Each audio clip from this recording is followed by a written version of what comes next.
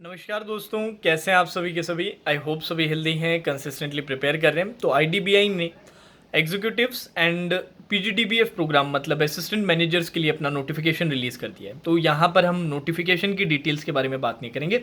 आने वाले वीक में आपको छोटे छोटे स्पेसिफिक वीडियोज़ रहेंगे डिफरेंट डिफरेंट क्वेरीज पे। तो आज का जो हमारा टॉपिक है वो है एग्जीक्यूटिव से रिगार्डिंग, और एग्जीक्यूटिव में भी स्पेसिफिक क्वेरी ये है कि सर इस जॉब का लाइफ स्पैन क्या है, मतलब आगे कोई पॉसिबिलिटी है काम की, या फिर जैसा कॉन्ट्रैक्चुअल बेसिस पे लिखा हुआ है कि 3 साल तक ही काम होगा, उसके बाद काम नहीं होगा। तो ऐसी चीज़ में टाइम और एनर्जी इन्वेस्ट करने का कोई फ़ायदा है क्या? तो इसके बारे में अपने स्पेसिफिकली बात करेंगे, और क्या आप लोगों को ये फॉर्म भरना चाहिए, क्या इस पर टाइम इन्वेस्ट करना चाहिए कि नहीं, इसके बारे में बात करेंगे। तो आज का सेशन स्टार्ट करें उससे पहले अभी तक अगर चैनल को सब्सक्राइब नहीं किया तो जल्दी से सब्सक्राइब कीजिए। वीडियो पसंद आए तो लाइक ज़रूर कीजिएगा और ज़्यादा से ज़्यादा शेयर भी। So let's start the video. सबसे पहले आईडीबीआई एग्जीक्यूटिव की नंबर ऑफ वैकेंसीज आपको पता है 1044 वैकेंसीज है, 1044 वैकेंसीज है। एलिजिबिलिटी क्राइटेरिया 20 से 25 का आपका एज का है, जिसमें कैलकुलेशन 2 अप्रैल से की जाएगी। एजुकेशन क्वालिफिकेशंस वगैरह आप सभी को ऑलरेडी पता है। इंपॉर्टेंट जो पार्ट है वो है 3 साल का जो कॉन्ट्रैक्ट आपको दिया जाएगा, जिसमें एक फिक्स्ड स्टाइपन आप लोगों के लिए सेट कर रखा है। जैसे कि पहले साल के लिए 29,000 पर मंथ है, देन 31,000 है, देन 34,000 है, जो बेसिकली क्लैरिकल कैडर के आसपास आता है। एग्री करेंगे सभी के सभी इस बात से। तो अब इसमें क्या होता है कि 1 साल का जब आपका जॉब होता है तो आपका रिव्यू किया जाता है कि आप बचे हुए 2 साल के लिए आपको कॉन्ट्रैक्ट दिया जाएगा कि नहीं दिया जाएगा।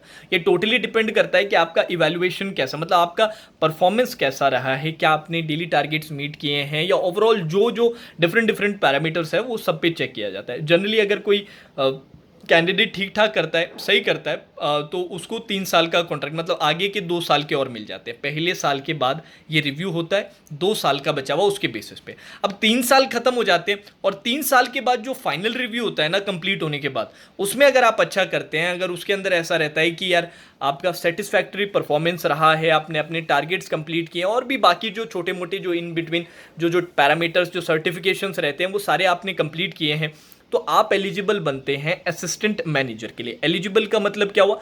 इंटरनल ही ये एक प्रोसेस रहती है, इंटरनल ही एक तरह का एग्जाम रहता है या रिव्यू रहता है, जिसके थ्रू आपको असिस्टेंट मैनेजर बनाया जा सकता है। बनाया जाएगा 100%, मैं ये नहीं बोल रहा, बट पॉसिबिलिटी रहती है कि आपको एग्जीक्यूटिव्स का 3 साल का कॉन्ट्रैक्ट खत्म होती है आपको बनाया जा सकता है। अब इस पे डिपेंड करेगा कि आप कैसा परफॉर्म करते हैं। अगर आप अच्छा परफॉर्म करेंगे तो एग्जीक्यूटिव के 3 साल के कॉन्ट्रैक्ट के बाद ऐसा नहीं कि आप फिर से बेरोजगार हो जाओगे, नहीं, इसके बाद फिर आपको असिस्टेंट मैनेजर के लिए तैयार किया जाएगा, मतलब असिस्टेंट मैनेजर की पोस्ट पे प्रमोट कर दिया जाएगा, ठीक है।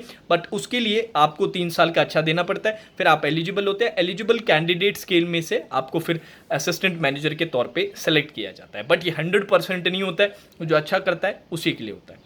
अब सवाल आता है कि सर फिर क्या हम इसका फॉर्म भरें कि नहीं भरें? पैटर्न बिल्कुल आपका बैंक एग्जाम पैटर्न है। अगर फीस का कोई इशू नहीं है तो बिल्कुल भर सकते हो, एक सेफ्टी नेट रहेगा।